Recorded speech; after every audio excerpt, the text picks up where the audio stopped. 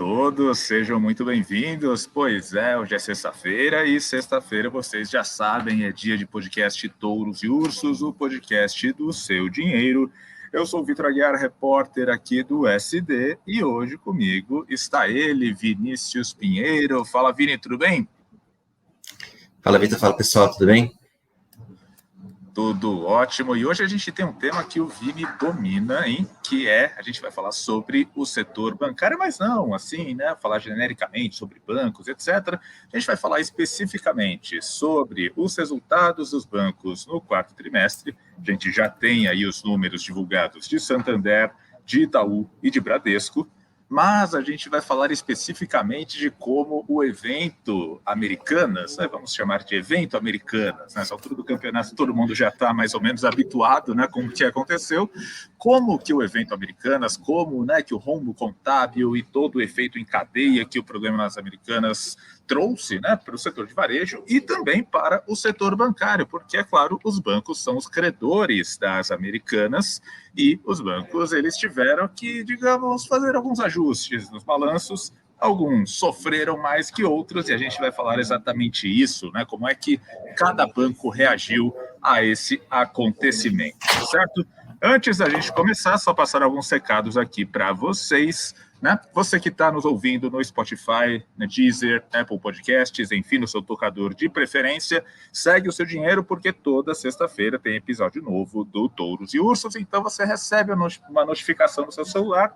O episódio, né, tá no ar, você já vai lá, clica, ouve e participa aqui da nossa discussão, tá certo? E você que está nos assistindo aí pelo YouTube, você mesmo que está aí vendo a telinha, olha só, clica aí no like, clica no sininho, siga o canal do Seu Dinheiro, porque no YouTube a gente tem uma série de conteúdos que são subidos ao longo da semana, análises exclusivas, conteúdos, enfim, tudo que pode te ajudar a tomar decisões de investimento que ajudem o seu dinheiro, tá certo? Bom, vamos lá então. Vamos partir aqui direto para o assunto desta sexta, porque os bancos tiveram que passar a navalha na carne. Pois é, os bancos tiveram que cortar ali, né, neles mesmos para conseguir absorver todo o problema das Americanas, né?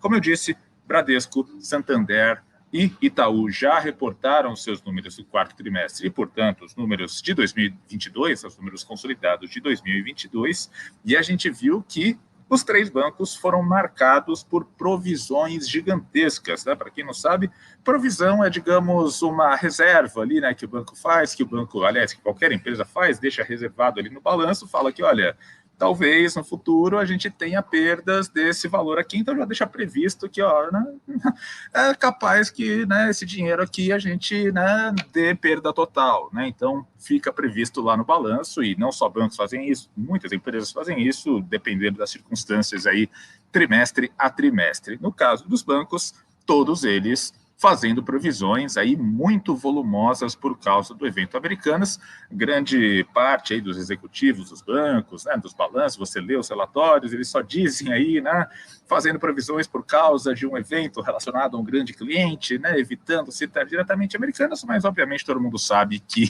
é por causa, assim, do colapso da varejista. Somando aqui as provisões que foram anunciadas, né, as provisões de Bradesco, de Santander e de Itaú, ultrapassando 7 bilhões de reais, com B de bola, hein? 7 bilhões de reais, mais de 7 bilhões de reais em provisões, ou seja, em recursos que eventualmente poderão ser perdidos pelos bancos, já que todo mundo sabe que a situação das Americanas não está nada simples, né? Então, os bancos, eles já estão sentindo o efeito e já lançaram parte disso no quarto trimestre de 2022, alguns lançaram mais, outros lançaram menos, e é exatamente sobre isso que eu quero falar com o Vini. Vini é um especialista aqui no setor financeiro, no setor bancário, e o Vini acompanhou mais de perto ali, né, como é que foi a reação dos CEOs dos bancos, dos executivos, né, nesses últimos dias de divulgação de balanços. E aí, é justamente sobre isso que eu queria começar o nosso bate-papo. O que os CEOs dos bancos, eles falaram exatamente sobre as Americanas nas conferências, nas coletivas de imprensa, enfim, nas conversas aí pós-divulgação dos resultados trimestrais, Vini? Bom, para começar, Você citou Navalha na Carne, o grande Plínio Marcos, e no caso específico dos bancos, a gente está falando de navalha no lucro, que para eles dói talvez ainda mais do que navalha na carne, Vitor. Bom, navalha no bolso, né? Navalha no bolso dos acionistas, enfim, uma notícia realmente muito ruim para os bancos como um todo, e, em particular aí quem está com mais exposição a americanas. Bom, eu tive presente nessa semana, o Itaú fez a primeira entrevista coletiva sobre resultados presencial desde a pandemia, nessa semana, que foi logo depois da divulgação do balanço. O balanço saiu na terça-feira à noite, a coletiva foi na quarta-feira de manhã. Eu tive presente e foi bastante interessante, para dizer o mínimo. O tema das americanas acabou dominando a coletiva, e nesse caso não só do Itaú, como também nas teleconferências que Bradesco, que inclusive divulgou o balanço, o resultado na quinta-feira à noite, e o Santander, que divulgou um pouco antes, também aconteceu, né? Também esse tema da Americanas, como não podia ser diferente, acabou concentrando as atenções tanto dos analistas que acompanham a empresa, como de nós, jornalistas. E como é que se eu respondendo a sua pergunta, Vitor, como é que eles reagiram? Os bancos costumam ser bastante cautelosos quando falam dos seus clientes, né? Das empresas para as quais eles emprestaram dinheiro.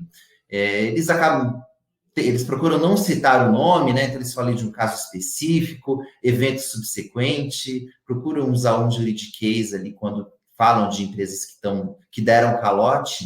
Mas no caso da Americanas, eu até me surpreendi, porque eles, embora eu não tenham citado diretamente o nome da empresa, eles falam, e tanto o Milton Maluhy Filho, como o Otávio de Lazari Júnior, né? Milton Maluhy, CEO do Itaú, e o Otávio de Lazari, o presidente do Bradesco, falaram, no caso específico, de fraude, né? Foram aqui até mais agressivos do que nós mesmos, jornalistas, estamos sendo quando a gente cita o caso Americanas.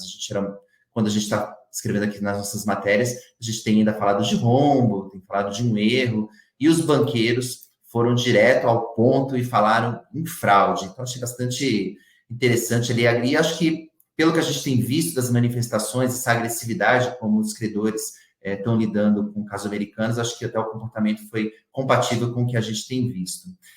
Acho que um outro tema que rolou durante esses encontros com os bancos após a divulgação dos resultados foi a questão da contaminação. Quer dizer, será que... Foi uma pergunta que eu fiz diretamente para o CEO do Itaú. Eu perguntei, poxa, será que esse caso Americanas vai acabar contaminando o crédito para as empresas? Ou seja, os bancos vão ser mais restritivos, vão deixar de emprestar dinheiro para outras empresas diante do evento da Americanas? A resposta dele foi que não, que eles, logo depois que aconteceu o caso Americanas, eles fizeram lá uma revisão na carteira de crédito e que eles não detectaram outros problemas como esse. Eles entendem que o caso Americanas foi um evento isolado, pelo menos na carteira de crédito deles ali do Itaú. Mas, Vitor, o que a gente tem visto na prática é que o crédito está mais restrito para as empresas, sim. As empresas estão sofrendo mais, a gente tem visto várias companhias contratando assessores financeiros para tentar renegociar suas dívidas. Esse, inclusive, foi o tema da nossa edição anterior do podcast. Então, acho que na prática a gente deve ver um cenário mais difícil para o crédito para as empresas ao longo desse ano. Mas acho que é interessante, Vitor, você citar que os bancos reagiram, você falou no começo que os bancos reagiram de maneiras diferentes ao evento Americanas. Acho que seria legal a gente contar para as pessoas que estão acompanhando a gente qual foi a diferença, né? O que Itaú, Bradesco e Santander fizeram, né? Como é que foi, qual foi a extensão dessa navalha na carne no balanço de cada banco? Não, antes de falar disso, só fazer um parêntese aqui, né? A gente sempre debate, né? Qual que vai ser a pauta do podcast, né? Tal, chega na quinta-feira, mais ou menos, né? Do que a gente vai falar e tal. E assim, né? A gente já tem falado sobre Americanas há algumas semanas aqui no Touros e Ursos, né? E naturalmente, né? Jornalista. Inesgotável. Né? Não, pô, vamos tentar fazer alguma coisa diferente, né? Não teve nada, mas assim, o tema Americanas, ele é assim, a caixa de Pandora, assim, sabe? Abriu e não acaba, assim, sabe? Toda semana tem algum desdobramento novo, toda semana tem alguma coisa nova, a gente vê, assim, um efeito em cadeia que ainda está longe de acabar, aparentemente, né? Que as empresas mais diversas são afetadas pelas razões mais diversas e uma coisa acaba puxando a outra. Mas, bom, Ô, Vitor, voltando aqui à sua... antes de você continuar, então eu até vou pedir para as pessoas que estão acompanhando a gente, estão achando que a gente está sendo muito insistente nesse assunto, pedir para eles comentarem, né, quem estiver assistindo a gente no YouTube, para comentarem no vídeo, para saber se eles querem que a gente fale sobre outros assuntos aqui, mas é que o tema continua muito quente, por isso que a gente está abordando sempre, e por diferentes perspectivas, por diferentes pontos de vista. E também pode mandar um e-mail também para o podcast@seudinheiro.com também, com os comentários, sugestões, dores, discursos e outras coisitas. Exatamente. Mas, bom, indo à sua pergunta, né, como é que os bancos reagiram? Né? Deu para ver duas estratégias diferentes por parte dos bancos. Né? O Bradesco e o Itaú, eles provisionaram 100% dos valores que constam lá na tabela de créditos da Americanas. Ou seja, neste resultado do quarto trimestre, se você abre lá o balanço, o demonstrativo financeiro, etc., etc., etc., vai ter a linha de provisão lá, e a provisão é de 100% do valor que a Americanas deve a esses bancos, né? Ou seja, eles optaram já por, né, assim, cautela total, já que pode acontecer, a gente já vai fazer isso agora no quarto trimestre de 2022, para que, entre aspas, 2023 entre limpo, né? Então, 2023 entre, assim, sem quaisquer efeitos extraordinários negativos relacionados ao evento Americanas. E, claro, isso é uma provisão. Se, eventualmente, a Americanas quitar parte das dívidas, ótimo, aí no trimestre seguinte ele só fazer um ajuste, né, nesse volume provisionado, um ajuste para menos, mas, por via das dúvidas, eles já provisionaram 100% desse valor. Né? A gente sabe, né, que o Bradesco, no terceiro trimestre, ele já tinha tido um resultado muito ruim, e o Bradesco é um dos bancos mais expostos ao caso Americanas, então foi um baque muito grande em um banco que já vinha um pouco enfraquecido. Depois você pode explicar um pouco mais essa dinâmica aí de cada banco, mas chama atenção que enquanto o Itaú e o Bradesco eles provisionaram 100%, o Santander ele foi por um caminho menos cauteloso. Santander provisionou só 30% do volume que a Americanas deve a ele, né? E essa é uma característica do Santander, né? Eu lembro que quando começou a pandemia, né, aquela incerteza toda, aquela coisa maluca, né, como é que vai ficar, lojas fechadas, etc, etc, etc, o Santander, ele optou ali na primeira divulgação de resultados ali, logo no começo de 2020, por não fazer nenhum tipo de provisão relacionada ao evento pandemia.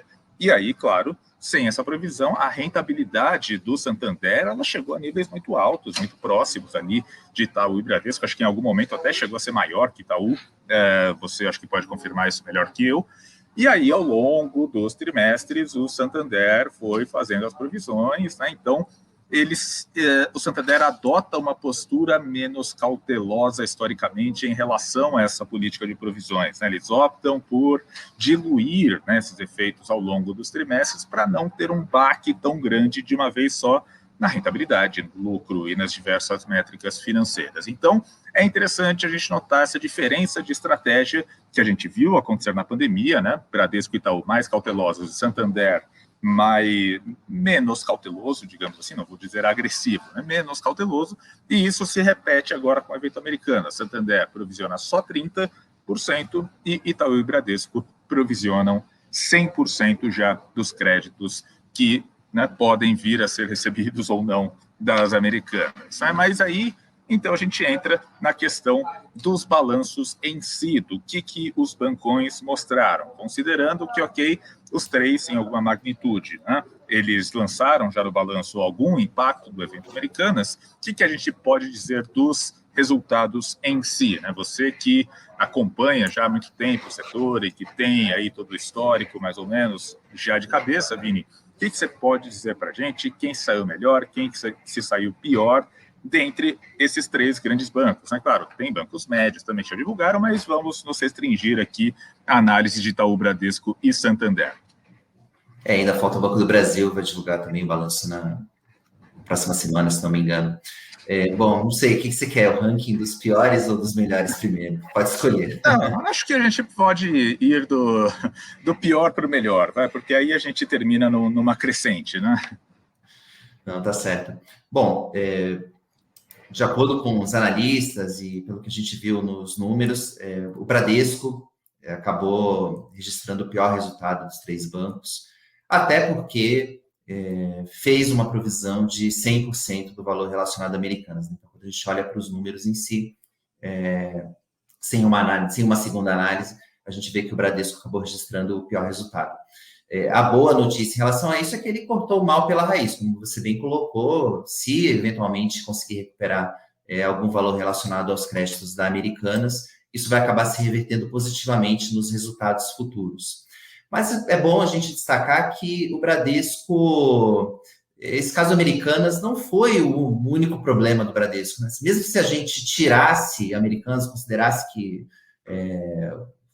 foi uma provisão de mais de 4 bilhões de reais que o Bradesco fez para Americanas, mas se você voltasse com esse dinheiro de volta para o balanço e desconsiderasse essa provisão, mesmo assim o Bradesco teria registrado um resultado fraco, para dizer o mínimo. E isso já vem de trimestres anteriores, o mercado tem penalizado bastante o Bradesco em relação a isso. Então, os problemas do Bradesco vão além da Americanas. Então, ele precisa mostrar uma reação, né? Tem até uma conta já que os analistas estão fazendo com base nas projeções, né, do guidance que os bancos divulgaram para o resultado de 2023. E segundo essas contas, o Bradesco pode registrar um lucro até 40% menor do que o do Itaú em 2023. Essa diferença já chegou a ser de menos de 5%, né? O Bradesco, obviamente, lucra menos, historicamente, que o Itaú, por ser um banco menor, mas essa diferença está proporcionalmente aí muito maior do que o que ela deveria ou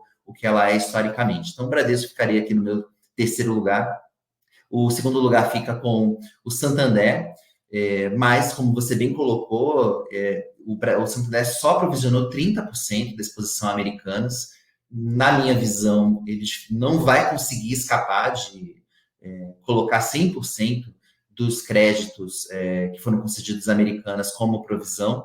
Então, ele vai acabar sentindo essa pancada pelos próximos trimestres. Então, vai ser aquela dor que o acionista vai sentir sucessivamente nos próximos balanços. Não sabemos se o Santander vai acabar colocando os outros 70% já no balanço do primeiro trimestre, ou ele vai aumentando gradativamente conforme, né, existe uma regra contábil para isso, o banco não pode fazer o que ele quiser, né? A única liberalidade que os bancos tinham nesse trimestre era se o banco poderia não provisionar nada, porque o balanço do quarto trimestre, né, é relacionado até dezembro, é referente até dezembro de 2022. Então, se o banco quisesse, ele poderia não provisionar nenhum valor relacionado a Americanas. Então, mesmo no caso do Santander, embora ele tenha sido menos conservador do que os concorrentes, de certa maneira, ele teve alguma prudência de, pelo menos, colocar algum valor no balanço. Mas, seja como for, ele vai acabar sentindo essa pancada e, proporcionalmente, o Santander tem uma exposição, o Bradesco tem uma exposição maior, mas, proporcionalmente ao tamanho do banco, a porrada no Santander, eu entendo que vai ser ainda maior. Então, enfim, também más notícias para quem é acionista do Santander em relação a Americanas. E o Itaú, eu acredito que é o lado positivo aqui da história, né? Ele apresentou um balanço que foi muito bom, apesar do efeito Americanas. Ele registrou uma rentabilidade de quase 20% sobre o capital, né? O chamado ROI, né? Que a gente fala aqui na sigla em inglês. Quer dizer, e mesmo provisionando 100% de Americanas, ele tinha uma exposição menor, né? Ele é um banco maior e tinha uma exposição menor a Americanas. Então, ele conseguiu colocar esse 100%, conseguiu digerir esses 100% de Americanas com menos problemas do que os concorrentes. Mas, se a gente tirar o efeito Americanas da conta, o Itaú superou as expectativas dos analistas. Então, que os analistas fizeram as projeções para o resultado do quarto trimestre, sem saber o quanto que os bancos iam provisionar de Americanas, né? Então, eles desconsideraram esse efeito na hora de fazer a conta ali, para saber de quantos bancos iriam lucrar. E tirando esse efeito, o Itaú veio bem acima do esperado pelo mercado. Então, não por acaso, as ações do banco reagiram em forte alta à divulgação do balanço do quarto trimestre. Só que eu não acho que essa parada tá ganha, não, Vitor. Eu entendo que a gente vai ver muito problema com empresa grande ao longo desse ano. 2023 vai ser um ano bem difícil para os grandes bancos, então eu acho que essa parada ainda não está ganha para o Itaú. Ele pode ter escapado com menos ferimentos do evento Americanas, mas ele não está ileso de outros problemas no crédito corporativo que a gente provavelmente vai ver ao longo desse ano. Né?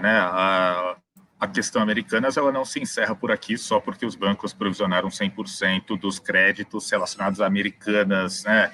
A gente pode dizer que a relação direta entre, né, o banco e Americanas, né, de certa maneira, ela fica, entre aspas, equalizada, né, longe disso, mas enfim, pelo menos já está ali lançada no balanço, mas claro que tem toda uma onda de desdobramentos no mercado de crédito e como é que fica para 2023, enfim, tem uma série de questões ainda que a gente vai continuar ouvindo ao longo dos próximos balanços em 2023. E, bom, antes da gente partir para a parte dos touros e dos ursos, eu só queria fazer um meia-culpa aqui. Por quê? Porque semana passada eu tinha dito, né, que o meu urso era o Santander Brasil e tal, porque, poxa, né, o balanço não foi tão legal, mas eu tinha passado um paninho ali, falei, não, poxa, Americanas, né, deu um problema lá, tá, também a gente tem que ser compreensivo, e blá, blá, blá, e pipi. Só que aí quando veio o balanço do Itaú rasgando do jeito que veio, com 100% de provisão e etc., e realmente é o urso sem pano agora. Então, né, falando do meu urso retroativo da semana passada, Santander é o urso com todas as honras que ser um urso traz. Ô, Vitor, mas agora eu vou defender você, porque se a gente também comparar com o que veio o Bradesco, então, quer dizer, também não foi tão ruim assim. Então, depende do seu referencial. Ok, justo. Mas, bom, vamos para os touros e para os ursos dessa semana, né? Afinal de contas, semana que teve divulgação de mais balanço, além dos balanços dos bancos, né? Várias empresas já começando a divulgar os seus resultados de 2022 e, claro, também com todo aí o universo macroeconômico do Brasil, do exterior e, enfim, né? Tudo acontecendo, o mundo ainda girando, apesar, né, dessa questão das Americanas que continuam pesando muito sobre a dinâmica corporativa aqui no Brasil. Vamos começar aqui pelos touros. Hoje a gente vai começar falando de quem a gente gostou nos últimos dias. Vini, por favor, né? Falamos bastante já de Itaú, Bradesco e Santander, mas aqui, quem que é o seu touro da semana? Quem que você elege como alguém que, essa semana estourou a boca do balão? Vou dar meu prêmio de touro da semana para a BB Seguridade, Vitor. Enquanto a gente está assistindo a essa briga completamente sem sentido entre o presidente Lula e o Banco Central, a BB Seguridade é quem fatura.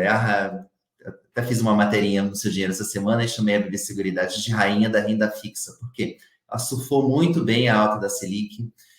Quem é a BB Seguridade, só abrindo um parênteses rápido, é uma holding que concentra as participações do Banco do Brasil na área de seguros e previdência. E como toda empresa de seguros, a BB Seguridade acaba se aproveitando da alta das taxas de juros, porque ela recebe o dinheiro relacionado ao seguro que a gente paga, né? Por exemplo, do seguro do nosso carro, do seguro da nossa casa, do seguro de vida, e ela coloca isso ela chama de reservas, que é onde ela tem que colocar isso em aplicações com liquidez, porque ela tem que, uma parte desse dinheiro precisa ter aplicações com liquidez, porque se eu bato meu carro, se meu carro é roubado, ela tem que pegar esse dinheiro e me pagar, né, o valor relativo ao sinistro. Então, esse dinheiro, enquanto o sinistro não acontece, enquanto meu carro não é roubado, espero que não seja, a empresa precisa deixar esse dinheiro aplicado em ativos de alta liquidez. E o ativo clássico é o título do Tesouro, né? A LFT, o Tesouro Selic. E com a alta dos juros, esses títulos passaram a render pra caramba, né? Então, imagine muitos bilhões de reais rendendo 14% ao ano sem risco. Esse foi o cenário da BB Seguridade. e com isso a empresa registrou um lucro de 6 bilhões de reais em 2022, uma alta de 53,7% em relação a 2021. Claro, a base de comparação afetada, porque no ano de 2021 a gente teve a menor Selic da história, então ela também foi prejudicada, né? Teve um ano mais difícil, porque a Selic estava baixa em 2021. Só que do lado operacional, Vitor, a BB Seguridade também foi bem. Não foi só por conta da alta da Selic que a BB Seguridade registrou um excelente resultado no ano passado. Então, ela também foi bem. A empresa de seguros, ela conseguiu ali, diminuir a chamada sinistralidade, né? O valor ali que ela tem que pagar para as pessoas que pagaram, que tiveram algum problema ali, tiveram que pedir a indenização do seu seguro, ela conseguiu melhorar esses índices. E, além de tudo, ainda agradou os acionistas, fez um agrado, anunciou um mega pagamento de dividendos de mais de 100% desses 6 bilhões desse lucro que a gente viu agora em 2022. Pô, então, eu dou meu prêmio de touro aqui da semana. E, pô, acho que só um último comentário, porque as ações acabaram não reagindo bem ao balanço no dia, né? Depois de tudo isso, o mercado ainda penalizou a empresa, a ação da BB Seguridade fechou em queda, porque ela divulgou as projeções para 2023 e que mostram alguma desaceleração em relação aos números do ano passado. Mas, como disse o analista da Empíricos e colunista aqui do Seu Dinheiro, o Rui Hungria, a gente gosta de empresas, sim, que acaba prometendo pouco e entregando muito. E foi o que aconteceu no ano passado. A BB Seguridade tinha dado projeções para o seu negócio mais conservadoras e acabou entregando além do esperado. Agora, espero que ela consiga fazer também isso nesse ano. Então, por isso, eu dou aqui meu prêmio de touro da semana para a BB Seguridade, BBSE 3. E, Vitor, para quem você dá seu prêmio? Olha, eu dou meu prêmio para uma velha conhecida aqui do nosso quadro Touros e Ursos. Eu dou meu prêmio para a Petrobras. A Petrobras geralmente aparece entre os ursos, né? Uma empresa que está sempre muito sujeita aí a riscos políticos e, claro, né, novamente, ela está aí no centro do furacão, com toda a questão envolvendo a troca no comando, as dúvidas em relação ao futuro da política de preços, enfim, é uma série de questões, digamos, extra-operacionais, né, que dizem respeito aí, enfim, a questões políticas, etc. Mas, nesses últimos dias, a Petrobras divulgou os seus dados operacionais referentes ao ano de 2022 e foram dados operacionais fortes, foram dados operacionais positivos e que mostram que, né, fora estes fatores que trazem incerteza em relação ao desempenho das ações ONPN, Petri 3 e Petri 4, né? Quando você olha para as operações em si, a Petrobras está indo muito bem, tanto que ela bateu recordes de produção anual em 2022 e ela cumpriu com todas as projeções que ela tinha feito no começo do ano, né? Lembrando que alguém poderia, né, argumentar, ok, ela projetou uma coisa, ela cumpriu, não seria melhor se ela tivesse, sei lá, estourado, putz, ó, passei em 50% o que eu tinha projetado, isso não seria melhor?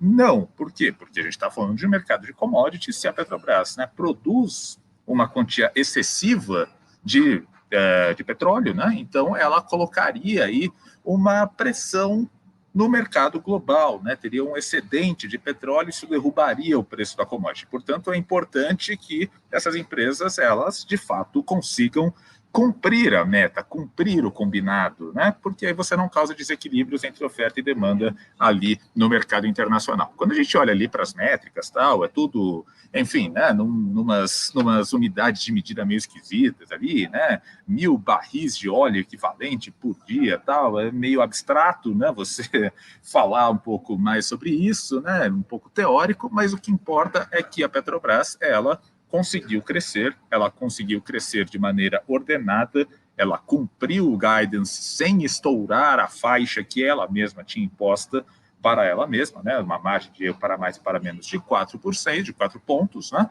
E eu acho que também é importante a gente falar sobre a Petrobras, que por que ela conseguiu fazer isso? Porque ela consegue dar início às operações de novas instalações, de novos navios petroleiros, de novas plataformas de petróleo, né? Então, a produção no pré-sal da Bacia de Santos e também lá no Rio de Janeiro, ela está cada vez mais ativa, ou seja, a empresa vem cumprindo o seu plano estratégico à risca, que é o de se especializar na extração de petróleo marinha, especialmente da região do pré-sal. Portanto, meu touro vai para a Petrobras, e vai para a Petrobras até porque quando a gente olha o desempenho das ações da semana, olha que silenciosamente as ações da Petrobras estão acumulando uma alta aí de 6% na semana, veja só. Claro, o grande evento, o grande gatilho para as ações da Petrobras ainda é o gatilho político que vai acontecer na gestão do Jean Paul Prates, o que é que vai acontecer com a política de preços, etc, etc, etc. Mas, veja bem,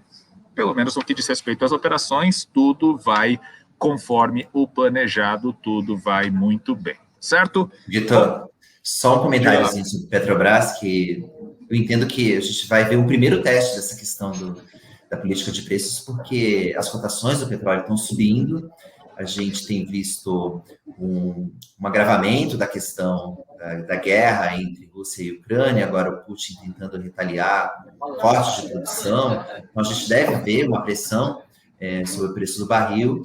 E quando o petróleo internacional sobe, nós sabemos que a Petrobras tem, até segunda ordem, uma política de preços que está vinculada aos preços internacionais da commodity. Então, vai ser um primeiro teste para saber como que a Petrobras vai reagir realmente caso os preços se mantenham em patamares mais altos.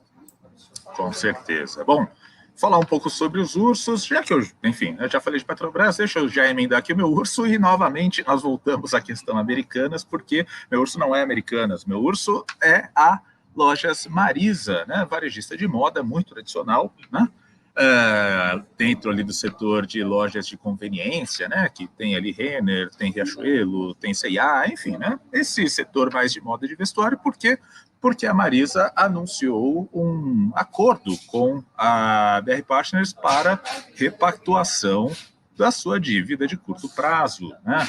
O CVC já tinha feito algo semelhante, né? E curiosamente também com a BR Partners, ou seja, a gente começa a ver um movimento mais ou menos coordenado de empresas que têm ali um fluxo de endividamento mais concentrado no curto prazo, que tenham uma posição de caixa mais delicada, já se precavendo e tentando alongar o perfil de dívida. A Marisa está fazendo isso, né? E a gente sabe que a Marisa ela é uma empresa que já há algum tempo ela vinha, enfim, né, ela nunca conseguiu chegar ali no mesmo patamar de competitividade das outras grandes varejistas de moda, né? E é relativamente comum que a gente veja boatos, especulações a respeito da Marisa sendo comprada por alguma outra empresa ou por algum fundo de investimento envolvido em boatos relativos a fusões, porque de fato é um player mais frágil dentro desse setor. E além disso, né, junto desse anúncio da tentativa de reperfilamento da dívida, a gente também teve a saída do CEO, sendo que o CEO não estava nem há um ano no cargo, né? Então, são notícias que não caem bem, né? Assim, né? Olha só, tem um sinal de fumaça aqui no ar, né? Poxa, vamos ficar atento, tal, né? Isso nunca é uma boa notícia quando uma empresa precisa anunciar que, olha, né, a gente tem que alongar a dívida, a gente contratou alguém para ver se consegue fazer isso, né? Então, sinal amarelo, quase vermelho aqui para a Marisa. Pelo menos o CEO ficou um pouco mais de tempo que o Sérgio Rial na Americana. Pois é, não durou mais que alguns dias, né? Ficou aí, deu tempo de assinar a carteira de trabalho dele, não precisou, deu, passou do período de experiência. Passou com folga, né? Mas e você, Vini, diga lá, né? Quem que é o seu urso dessa semana? Olha, Vitor, eu sei que, como São Paulino, eu tô meio sem moral para falar de futebol, mas eu não podia deixar de dar o meu prêmio de urso dessa semana para o Flamengo. Não podia perder essa oportunidade de dar essa cornetada depois da derrota do time para o Al Hilal, o time do Michael, né, que é ex-Flamengo, por acaso, a derrota por 3-2 no Mundial de Clubes. Com isso, o Flamengo não conseguirá enfrentar o Real Madrid na decisão. Bom, e fica um sabor especial para os corintianos. Então, meu prêmio justo da semana que também vai em homenagem ao Ricardo Gozzi, lá da redação do Seu Dinheiro, um corintiano doente, e ele estava uma dor de cotovelo muito pesada em relação ao técnico do Flamengo, Vitor Pereira, que era ex-técnico do Corinthians, que deixou o clube no fim do ano passado, depois da disputa do Campeonato Brasileiro, alegando uma suposta doença da sogra, enfim, que ele precisava voltar, ele é português, precisava voltar para Portugal, e de repente, algumas semanas depois, ele estava assinando com o Flamengo. Isso aí deixou os corintianos muito irritados e o Ricardo fez questão de escrever um texto lá para o seu dinheiro depois que o Flamengo perdeu o jogo para o Al-Hilal. E lembrando que o Vitor Pereira, essa segunda decisão que ele pede, depois que ele assumiu o cargo de técnico do Flamengo, né, semanas atrás, ele acabou sendo derrotado, o Flamengo foi derrotado na decisão da Supercopa do Brasil para o Palmeiras. Então, acho que está mais do que merecido o meu prêmio de urso rubro-negro dessa semana para o Flamengo, Vitor. Não, só dando os meus 2 centavos aqui sobre o Flamengo, sobre Vitor Pereira, assim, né, não sou um grande fanático do futebol, acompanho e tal, mas durante o jogo, né, o Flamengo estava ali perdendo, estava difícil, e ele tirou o Arrascaeta, e assim, que sentido fez essa modificação, assim, uma coisa meio que me deixa perplexo, como você tira o cérebro do time no momento em que o time precisa de uma virada.